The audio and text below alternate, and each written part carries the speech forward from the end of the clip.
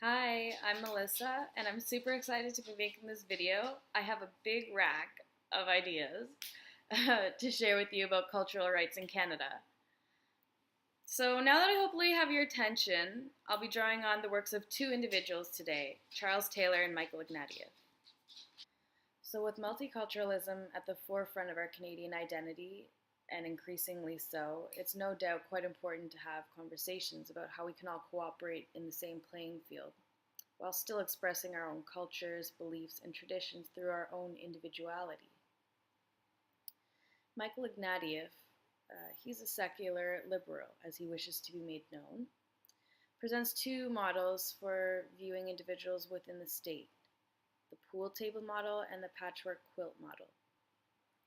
In the pool table analogy, the pool table represents the state, the billiard balls the individuals of the nation, the green bays as the shared territory, and the bumpers as the laws.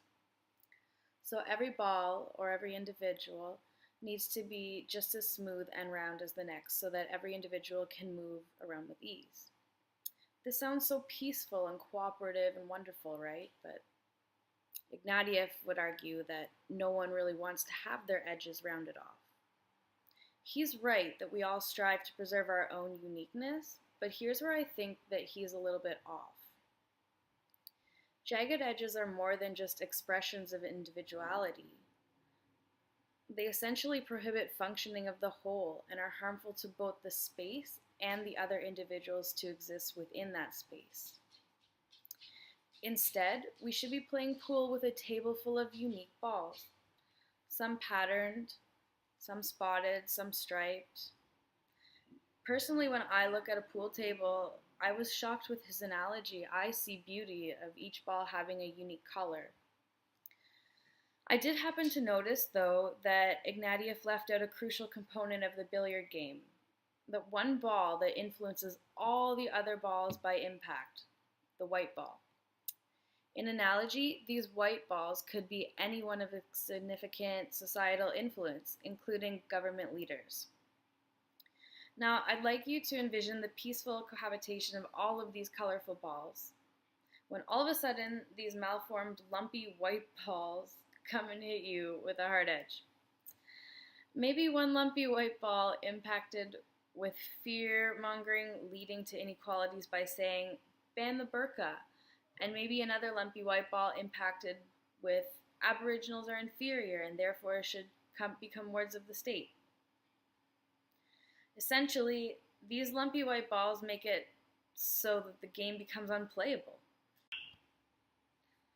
And then there are lumpy white balls like Taylor presents, specifically Saul Bellow, an influential writer who was a Pulitzer Prize Award winner, and he claimed that when the Zulu people produced a Tolstoy, he would read them.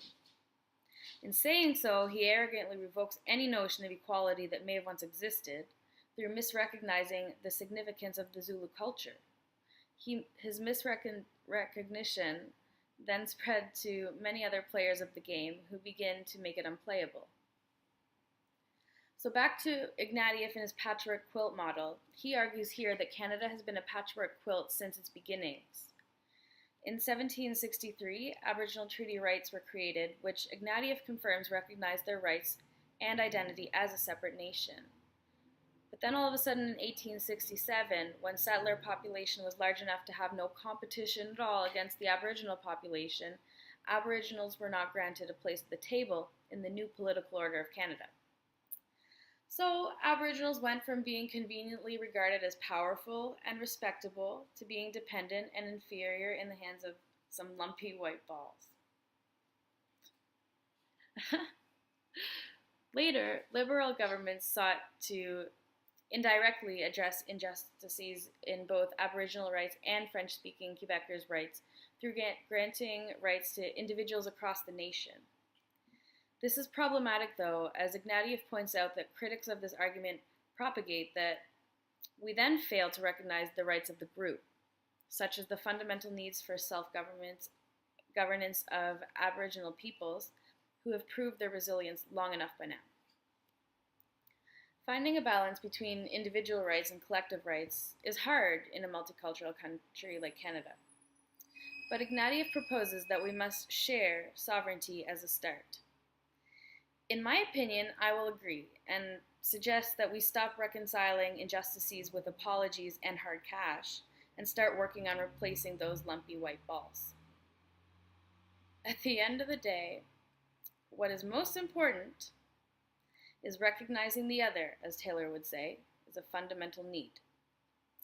Recognize with respect to differences so as to not be culture blind, but to be mindful of the dialogical nature of the composition of individual identity.